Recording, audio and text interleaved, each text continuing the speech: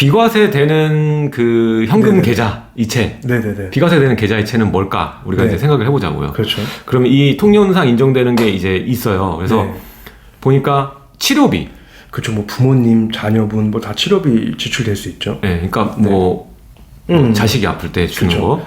그리고 피부양자의 생활비. 그렇죠. 내가 그러니까 부양자. 네. 부양자일 때. 네. 역으로 가면 또 아닌 거죠. 그렇죠. 뭐 예를 들면 피부양자가 부양자한테 주는. 아, 그렇죠. 네. 그것도 그렇고 네. 예를 들면 조부모님이 아. 뭐 이제 내가 있는데 나 기준으로 이제 조부모님이 손자녀에 대한 부양은 없기 때문에 이것도 중요하다. 그렇죠. 그런 명목으로 물론 네. 이제 부모인 내 입장에서 소득 능력이 없으면 상관없죠. 내가 소득이 없고 그러면은 부양원가 있는 걸 볼 수 있지만 민법상도 그렇고 부양원가 없는 걸로 봐요. 네. 근데 손자녀에게 뭐 이거를 생활비나 뭐 교육비 네. 이런 걸 지출하면 일단 세법은 다 증여로 보겠죠.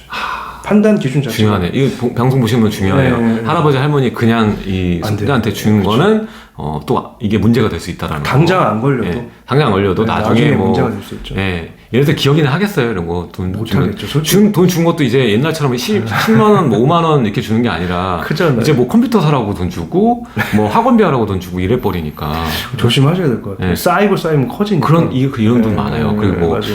애 낳으면 그 부모님이 그 애 낳았으니까 그 이미 이제 능력이 있는데도 불구하고 많이 주잖아요. 또. 네, 주잖아요. 뭐 무슨 유모차 사라. 유모차가 좀 비싸요, 요즘에. 너무 비싸잖아요. 예. 뭐 한 뭐 몇백만 원씩 하고 네. 그리고 또 그 산후 뭐 도우미 쓰라고 돈을 준다던가 막 이래 버리는 게 네. 비일비재하다 보니까 이런 것들은 나중에 저 별거 아닌 거 가지고 큰 불이 날 수 있다라는 거를 그렇죠. 또 알 수 그렇죠. 있네요. 그렇죠. 그리고 이것도 그래요. 교육비. 그렇죠. 또 영어 유치원 보내라. 그렇죠. 유치원 그냥 보내지 말고 그러면 할머니가 보태줄게. 조부모님이 주시는 경우가 되게 많을 것 같긴 해요. 많아. 그러니까 되게 많아요. 그냥 하면은 일반 유치원 보내면은 자식이 또 네. 애들 주변에 다 영어 유치원 보내는데 그러면은 그럼 내가 보태줄게 뭐 이럴 수 네네네. 있잖아요. 그러면 뭐 맞아요. 100만 원이라든지 더 주면 네네네. 그것도 이거가 인정이 안 될 수 있다라는 거네요. 맞아요. 네. 주의하셔야 이게 돼요. 좀 애매하다.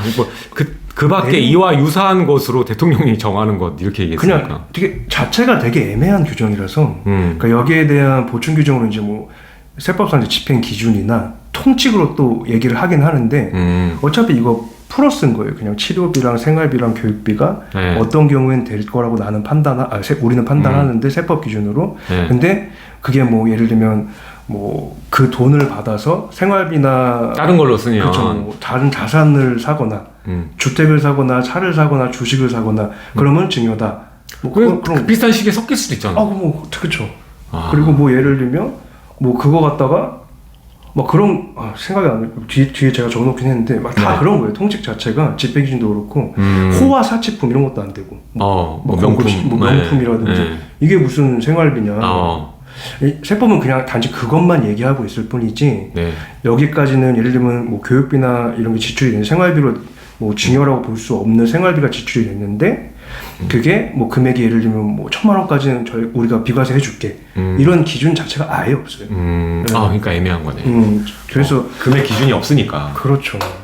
모든 사실관계는 뭐 납세자랑 과세관청이 싸움이 나면 다툼이 나면 사실관계는 판단은 그 납세자가 처한 상황에 따라서 뭐 소득이 있는데 돈을 받았나 아니면 뭐 자녀 부양 의무가 있는지 뭐 이런 걸 따져서 법원이 판단해서 이제 거기에 대한 사실관계를 판단하는 건 최종적으로 법원이기 때문에 법원이 최종 판단한다. 그렇죠. 저희가 판단할 수는 없겠죠. 네. 솔직히. 네. 그리고 이제 가족 간의 현금 증여 그렇죠. 지금 얘기를 하고 있는데 네. 결국에는 근데 이게 그냥 현금 증여 해버리고 증여세를 내면 현금 증여하면 제일 편하죠. 예, 현금 증여하면 몇 %? 정도 예상할까요? 10%에서 50%까지인데 네. 이게 증여세도 그렇고 상수도 그렇고 세율이 많이 높아서 예. 그래서 이제 이게 세금이 너무 아깝다고 생각을 할 수밖에 없어요. 특히 현금 같은 경우는 부동산처럼 뭐 평가가 필요한 자산도 아니고 그냥 그 현금 자체가 이제 등가 교환성이 있는 자산이라서 네. 그냥 바로 세금이잖아요. 맞아요. 아깝죠. 솔직히 저 같아도 저도 너무 아깝다고 생각을 하는데 근데 뭐 어쩌겠어요. 세법이 다 증여로 보는데. 어쨌든 뭐 조심을 하셔야 되는 부분이네요. 그러니까 제가 볼 때 저희가 할 수 있는 방법은 네. 이제 이건 다들 말씀을 하시는 것 같은데 증여재산 공제를 이용하는 거죠. 증여재산 공제. 이제 뭐 내가 자녀분한테 돈을 이제 줄 때 뭐 이렇게라도 해야죠. 예를 들면 10년 너무 길잖아요, 솔직히. 네. 대표인데 10년 동안의 스케줄을 세워서 5천만 원이 안 넘게. 근데 물론 이제 윤석열 정부에서 이번에 뭐 연말 가면 조금 윤곽이 드러날 것 같은데 올려준다. 집계종수가 1억으로 올린다고 하더라고요. 이제 뭐 그렇게 되면 좀 더 숨통이 트이겠죠. 네, 그러면 뭐 1억이라면 예를 들면 1억이 그게 바뀐다면 1억으로 중요상 경자가 미성년자가 아니라면 그러면은 10년 동안 네. 나눠서 해야죠. 어떻게요? 1,000만 원씩 1년에. 네. 그리고 또 이것도 그래 애매해요. 지금 보면 35조 보면은 축의금 결혼할 때 특히 많이 주잖아요. 그렇죠. 이것도 금액 기준이 사회통념상 인정되는 금액을 기준으로 그냥 그 말밖에 없어요. 대표. 사회통념상 봤을 때 이거를 그때 축의금 5억 주면 어떻게 해요? 그럼 안 보겠죠. 근데 그 축의금 5억을 줬어요. 근데 그러면 그 받은 자의 뭐 소득 수준, 뭐 그 개개인별로 또 다르다고 판단을 하기 때문에 이게 과연 뭐 지인들이 얼마나 왔고 뭐 보겠죠. 과세관청에서 그걸 볼 수밖에 없겠죠. 그러니까 온 사람에 맞춰서 그 금액이 뭐 비슷하면 인정해 주는데 이게 온 사람이 별로 없으면 그렇죠. 이거는 징여다 이렇게. 그러면 더더욱 걸리겠죠. 이제 뭐 그분의 사회 활동 뭐 수준이라든지 여러 가지를 따지겠죠. 네. 그래서 금액이 뭐 중요한 건 아닌 것 같긴 하거든요. 근데 너무 크면 안 되겠죠. 네. 요건 같은 경우에는 이거 케이스를 한번 봅시다. 케이스. 판례인데 판례거든요. 근데 예를 들면 첫 번째 지금 보고 있는 판례는 자산 규모, 생활 수준을 그렇죠. 감안해서 월 얼마 정도는 생활비의 성격으로 볼 수 있는 점에 비추어 그렇죠. 징여받은 것으로 보아 처분한 것은 잘못이 있는 것으로 판단된다. 그렇죠. 요건 뭐냐면 배우자가 남편이 예를 들면 부인한테 현금으로 징여를 한 거죠. 네. 계좌이체를 했는데 이제 과세관청이랑 이제 다툼이 발생한 거죠. 이걸로 뭐 니네 큰 돈이 주고 갔는데 이걸 과연 생활비로 볼 수 있냐. 뭐 그래서 다툼이 발생했는데 이제 요 대법원이 판단하는 사항은 뭐냐면 이제 부부의 이제 생활 수준이라든지 그다음 월 지출 규모를 따졌을 때 요거를 갖고 예를 들면 부인이 받았다고 치면 부인이 그 돈을 남편한테 받아서 이걸 자산 증식을 위해서 사용한 걸 아니라고 판단된다. 대출금으로 사용했고 그러니까 부부는 한 경제 공동체니까 이건 징여가 아니하고 이건 납세자 편을 들어준 거고. 그다음 두 번째 같은 경우에는 이거 치료비네요, 대표님. 치료비. 딱 처음에 나오는 거. 아들. 처음에 나오는 또 사회통념상 인정되는 치료비냐 이거부터 나오잖아요. 지금. 그래서 이것도 마찬가지예요. 이 치료비를 받았는데 이걸 갖고 치료 용도에 쓰지 않고 뭐 집이랑 차를 사는. 그렇죠. 근데 그 사용처를 밝힐 때 이제 이 과세 당국이 그거를 해야 되거든요. 세무서에서 해야 돼요. 증여를 추정하는 거기 때문에.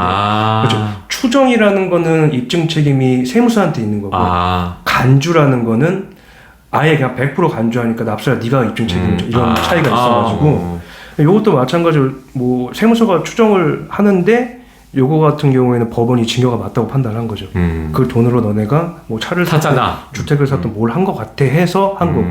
그러니까 모든 다 사회 통념을 따지면서 그 처한 당사자의 뭐 어떤 사실관계에 따라서 이렇게 대법원의 판단상이 달라지기 때문에 뭐 현금 징여, 특히 현금 징여 같은 경우가 무조건 뭐 위험하지 않다, 위험하다, 안 걸린다, 걸린다 이렇게 논할 필요가 없는 거네요. 말씀을 못 드린 거예요. 그거는 이제 알아서 잘 해야 되는. 징여재산 공제, 그다음 제가 아까 대표님 서두에 말씀 나눈 것처럼 가장 효율적인 방법은 차용증이라고 저는 생각해요. 차용증을 써서 목돈을 받은 다음에 그거를 그러니까 계좌이체로 야금야금 하지 말고 그거보다 훨씬 나은 것 같아요. 그게 차용증으로 해서 하는 게 낫다. 네, 맞아요. 이자 드리면. 근데 뭐 어쩔 수 없이 중간중간 왔다 갔다 거리는 돈이 있을 수는 있으니까. 그렇죠, 그건 그렇죠. 근데 주의는 꼭 하셔야 되지 않을까. 액수가 중요한 걸로 봐야 되겠다 그런 거는. 좀 액수가 크면은 위험할 것 같아요. 크면은 뭐 세법에 정해져 있지는 않지만 액수가. 그렇죠. 맞아요. 액수가 크면 누가 봐도 좀 이거는 그런데 징여 같은데라고 예상할 수 있으니까 다 눈에 불을 켜고 찾잖아요. 나와라, 하나만 나와봐. 뭐 그죠, 이렇게 하는 거니까. 찾아야 돼. 자, 그래서 우리가 이제 오늘 주제가 이제 가족 간 현금 징여 얘기를 하고 있었잖아요. 그러면 이제 체크 포인트, 세무사가 말하는 가족 간 현금 징여 시 반드시 체크하고 해야 되는 네 가지, 거기에 대해서 좀 얘기를 해보죠. 그렇죠. 이제 뭐 정리를 한번 해봤는데 첫 번째는 아까 대표님 말씀 나눈 것처럼 이제 개념만 제시하고 그 개념이란 건 뭐 사회통념상 정당하다고 판단될 때 그 비과세에 대한 개념을 제시했고 구체적인 금액에 대한 제한을 두지 않았다. 네. 그렇기 때문에 조심해야 된다. 네. 요거를 먼저 서두에 말씀을 드리고, 첫 번째는 생활비로 받은 뭐 부모로부터 돈을 받았어요, 자식이. 네. 그 자녀는 분명히 그리고 별도의 세대를 갖춘 세대겠죠. 30세 네. 이상이거나. 네. 그러면은 그걸로 뭐 주식이나 당장 받은 돈으로 네. 부동산을 사거나 뭐 정기예금을 들거나 이런 거 하면 안 된다는 거죠. 아, 그러니까 첫 번째는 생활비로 받은 돈으로 생활비 주식이나 해야죠. 부동산을 사거나 그렇죠. 또 예금 등으로 활용하면 이거는 명백한 징여다. 생활비로 써야죠. 예. 그래서 나중에 할 말이라도 있잖아요. 네네네. 그렇죠? 그리고 두 번째, 그다음 뭐 이거 생활비 등을 주실거나 받으실 때 단건으로 이렇게 필요할 때마다 주는 방식을 취해야지 한 번에 갑자기 막 목돈으로 이거 생활비하고 5억, 던져. 10억을 던지고 이건 아니잖아요. 네. 그러니까 요것도 마찬가지인데, 그러니까 이것도 당연히 상식적이냐 비상식적이냐 이제 봤을 때 그 판단 기준인데. 맞아요. 1년이 만약에 예를 들어서 내가 300씩 주면 3,600을 주지 말고 그렇죠. 300씩 나눠서 줘라. 12번 나눠주는 게 훨씬 나중에. 예. 그래야지 이제 비과세로 봐줄 수 있다. 그럼 입장이 훨씬 편하잖아요. 이건 난 생활보다 이게 사람이 저는 이렇게 생각하거든요. 내가 소득 수준이 어느 정도 되고 뭐 그런 거 무관하게 내가 당장 돈이 없으면 뭐 분명히 생활비를 받을 수는 있잖아요. 네, 그거를 뭐 그거까지 세무서에서 어떻게 할 수 없다고 저는 판단하기 때문에 그렇다면 대표님 말씀처럼 뭐 3천만 원을 한 번에 받지 말고 12번 나눠서 뭐 이런 방식으로 취하는 게 어떨까 하고, 그 다음에 아까 이건 말씀 나눈 것 같은데 조부모. 네. 조부모 같은 경우에 부양의무 이런 게 없는 걸로 판단해야 하기 때문에. 그러니까 그러니까 주는 사람이 생활비에 대한 현금을 주는 사람이 그렇죠. 이제 받는 사람에 대해서 부양 의무가 있는지 먼저 따져보고 해야죠. 예, 부양 의무가 없으면 그건 징여로 본다. 그렇죠. 징여세를 내야 된다. 그렇죠. 이것도 굉장히 중요하고. 그 다음에 이제 이거 사전증여재산, 아까 상속 말씀 나눴었잖아요. 그래서 이제 상속이 개시됐을 때, 그 부모님이 돌아가셨을 때, 그게 10년 이내에 내가 만약에 돈 현금 받은 게 계속 있으면 그게 합산되기 때문에. 그리고 당장 이게 되게 위험하겠죠. 이제 뭐 10년 이내에 현금을 계속 받았는데 이걸 징여세 신고를 안 할 거잖아요, 보통. 보통 안 하죠. 근데 할 생각조차 안 할 생각조차 1도 안 하실 거니까. 근데 만약에 그러다 갑자기 부모님 뭐 5년, 6년 뒤에 돌아가셨어요. 그럼 그때 이게 걸리잖아요. 10년 이내니까 들어올 거니까. 그럼 그걸 징여세 신고 안 했다는 거에 대한 첫 번째 상속세 과세가액이라는 거기에 합산이 돼서 상속세가 과세되고, 가장 문제가 되는 두 번째 가산. 신고를 니네가 안 했으니까 가산세 내야 되고, 납부도 안 했으니까 가산. 이게 정말 세무서가 제일 원하는 그림이거든요. 가산세와 이자. 그렇죠. 그래서 그냥 나중에 터뜨려도 되는 거예요, 세무서는. 어차피 꼭 나중에 하더라고요. 어차피 가산세만 뜯어가면 돼요. 그러니까 이걸 정말 중요하기 때문에 사전 증여 재산이라는 게 존재한다는 거를 꼭 아시고 계셔야 돼요. 그러니까 나이가 좀 있으시다라고 하면 꼭 생각을 해서 계좌이체는 특히 조심해야 된다. 계좌이체 특히 현금 증여는 특히 주의하셔서 그거를 조심해야 된다라는 거를 스케줄을 짜서.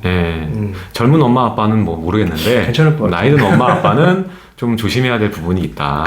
그렇죠. 맞죠. 이렇게 볼 수 있겠군요. 뭐 세무서가 이제 뭐 국세청에서 뭐 개개인의 납세자들의 뭐 계좌를 뒤질 수는 없잖아요. 행정력도 안 되고 무슨 뭐 시간도 안 되고. 안 되죠. 어떻게 납세자 개인 인별로 뭐 그런 계좌 거래 내역이런지 절대 볼 수 없단 말이에요. 잘 걸리는 데가 이제 그거겠네요. 이제 증여 신고할 때나 세무 신고, 그러니까 상속이 개시가 되면 이게 건수니까 그냥 무조건 해야 되는 거니까 그때 마침 털어서 체크하는 걸로 가산세를 싹 뜯어가요. 그러니까 이제 세무조사 이런 거네요. 달리 말하면 상속, 세무조사. 달리 말하면 세무조사. 맞습니다. 됩니다. 좀 주의를 하셔야 되지 않을까. 그래서 뭐 세무사님이 얘기해 주신 이제 현금 증여시 체크할 4가지에 대해서는 여러분 중요하게 생각하면 될 것 같아요. 자, 오늘은 이렇게 그 현금 증여 관련된 여러 가지 이야기들, 그리고 판례들도 살펴봤고, 그리고 현금 증여, 그러니까 현금 이체, 계좌 이체, 그렇죠. 계좌 이체를 뭐 부모 자식 간이나 뭐 가족 간에 할 때 반드시 체크해야 될 사항 4가지, 요것만 좀 주의를 하셔야 된다. 꼭 주의하셔야 될 것까지 얘기를 나눴습니다. 자, 오늘 또 이렇게 다보험 세무회계 이진석 대표님과 함께 세금 관련된 이야기 나눠봤고요. 다음 시간에도 또 여러분들께 도움이 될 수 있는 지금 상황에 맞는 세금에 대해서 이야기를 나눠보겠습니다. 감사합니다. 네, 감사합니다.